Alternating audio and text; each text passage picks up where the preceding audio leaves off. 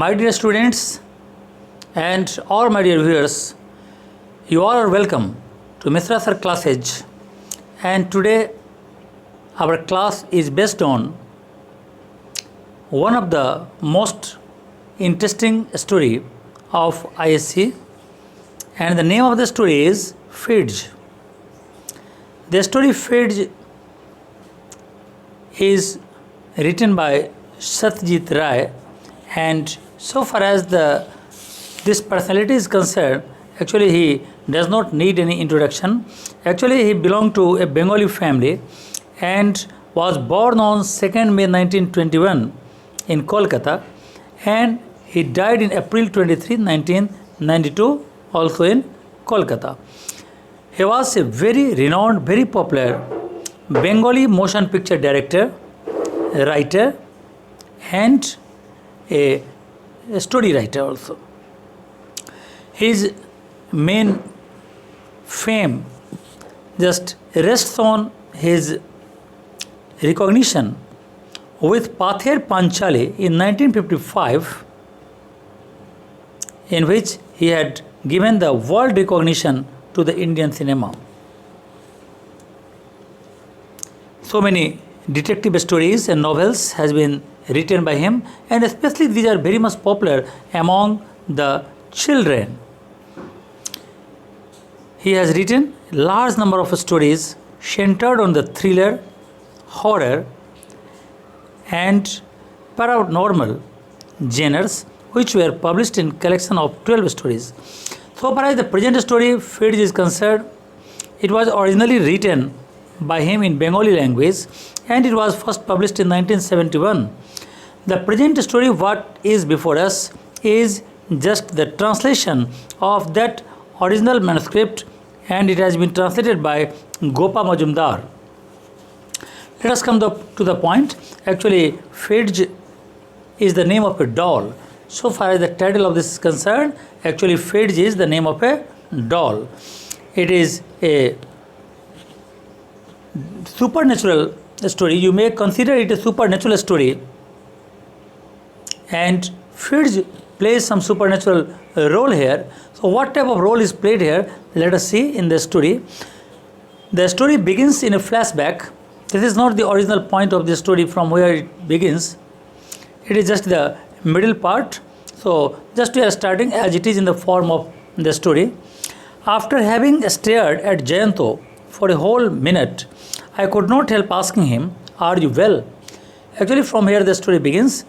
यहाँ पर जो नरेटर है वो नरेटर कहता है यहाँ पर कि after having stared at Jayanto for a whole minute, लगभग 1 मिनट तक जयंतो की तरफ आंखें फाड़ फाड़ कर देखने के बाद मैं ये पूछने से अपने आप को रोक नहीं सका कि जयंतो, क्या तुम्हारी तबीयत ठीक है? Are you well?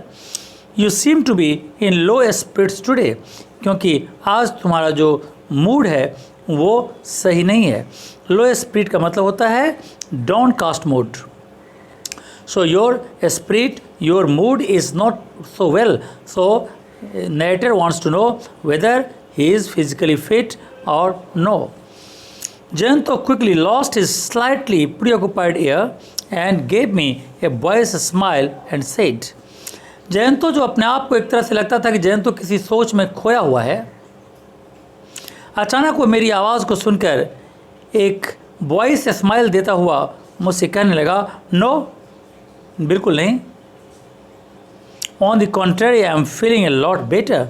उसने कहा कि नहीं, ऐसी कोई बात नहीं है कि मेरी तबीयत बिल्कुल ख़राब नहीं है, बल्कि मैं आज कुछ ज़्यादा ही अच्छा महसूस कर रहा हूँ. This place is truly wonderful, क्योंकि ये जो प्लेस है वो काफ़ी वंडरफुल है. ये प्लेस काफ़ी अच्छी है, ये जगह काफ़ी अच्छी है. हमें ये बता देना ज़रूरी मैं समझता हूँ कि ये प्लेस यहाँ पर रेफ़र किया हुआ है राजस्थान की एक जगह का जिसका नाम है बूंदी.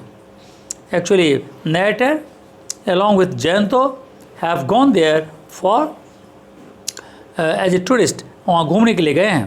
तो कहता है ये जगह जो है वो काफ़ी अच्छी मुझे लग रही है. तो नरेटर पूछता है, you have been here before, कि जयंतो क्या तुम इसके पहले भी यहाँ पर आए हो? Didn't you know how good it was, क्या तुम नहीं जानते थे कि ये जगह कितनी अच्छी है? तुम तो पहले भी यहाँ पर आए हो, तो तुमको पहले से ही मालूम था कि जगह अच्छी है, तो तुमको इसमें आश्चर्य की क्या बात है? क्या तुम ये नहीं जानते थे कि जगह इतनी अच्छी है? तो इस पर जयंतो कहता है कि आई हैव नियरली फॉरगॉटन, मैं बिल्कुल भूल चुका था। Now some of my memories are coming back slowly, अब आस्ते आस्ते वो यादगारी मुझे, मेरी याददाश्त वापस आ रही है। जो यादें मेरी जुड़ी हुई थी इस जगह से, those memories are coming back to my mind. The bungalow certainly appears unchanged, ये बंगलो जिसमें हम लोग यहाँ बैठे हुए हैं, कौन कह रहा है? ये कह रहा है जयंतो। किससे? नैरेटर से। जो बंगलो में हम लोग बैठे हुए हैं ये बिल्कुल अनचेंज्ड है। I can even recognise some of the old furniture, इसमें कुछ फर्नीचर ऐसे भी हैं जो पुराना ही है, जो अभी तक चेंज नहीं हुआ। And such as these cane chairs and table, जैसे ये केन का बना हुआ चेयर्स, ये टेबल्स, ये सब बिल्कुल ही चेंज नहीं हुआ है, ये पहले की तरह ही है। The bearer came in with T and biscuits in the mean time, इसी समय क्या होता है, तो एक जो सर्वेंट है, जो बियरर्स है, वो यहाँ पर टी और बिस्किट लेके आता है और वहाँ रख देता है। आई पोर्ड, नेटर कहता है मैंने चाय अपने कप में पोर्डिंग किया। तो when did you come here last, नेटर पूछता है जयंतो से कि तुम लास्ट कब यहाँ पर आए थे? कहता है 31 ईयर एगो, आज से 31 ईयर्स एगो मैं यहाँ पर आया था। And at the time I was 6 then, उस समय मेरी उम्र सिर्फ 6 ईयर्स की थी। We are sitting in the garden of the circuit house at Bundi. Actually अब यहाँ प्रेजेंट कंडीशन में आ रहा है कि प्रेजेंट कंडीशन में ये दोनों के दोनों लोग जो हैं वो बूंदी के उस सर्किट हाउस में बैठे हुए हैं।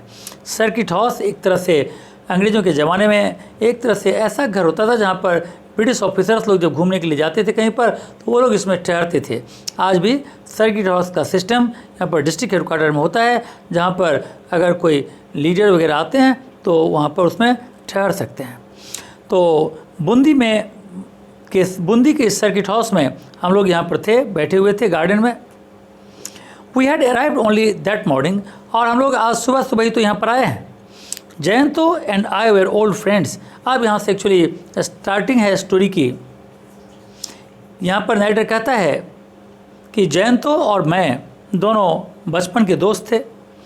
We had gone to the same school and college, हम दोनों की पढ़ाई भी एक ही स्कूल में और कॉलेज में हुई।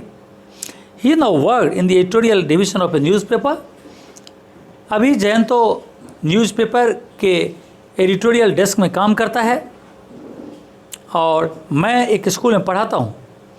Although we had different kinds of jobs, वैसे हम दोनों की नौकरी बिल्कुल अलग है।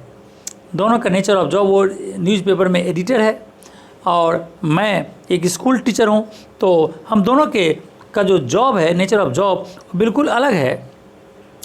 So it had not made any difference into our friendship, लेकिन हम दोनों के नेचर ऑफ जॉब्स अलग अलग होने के बावजूद भी हम दोनों के दोस्ती पर कोई असर नहीं पड़ा है और हम दोनों आज भी वैसे ही दोस्त हैं जैसे हम लोग पहले हुआ करते थे। The main difficulty lay in both of us being able to get away together. लेकिन हम दोनों की सबसे बड़ी मुसीबत ये थी कि दोनों का एक साथ होना, that had at last been made possible. दोनों का एक साथ कहीं पर प्रोग्राम बनाना, दोनों का एक साथ कहीं पर जाना, ये पॉसिबल नहीं था, क्योंकि जब उसकी छुट्टी होती थी तो मेरी छुट्टी नहीं होती थी, जब मेरी छुट्टी होती थी तो उसकी नहीं होती थी। तो एक साथ प्रोग्राम बनाना बहुत ही मुश्किल था, जो संभव हुआ, जो किसी तरह यहाँ पर संभव हो गया। और इसके बाद जो पॉसिबिलिटीज़ है, ये दोनों ने यहाँ प्रोग्राम बनाया, फिर दोनों यहाँ पर घूमने के लिए जाएंगे, तो उसको मैं एक दूसरे से अलग वीडियो में इसको शेयर करूँगा यहाँ से। तो आज के लिए हम लोग इसको यहीं पर बंद करते हैं। ओके, थैंक यू और गॉड ब्लेस यू।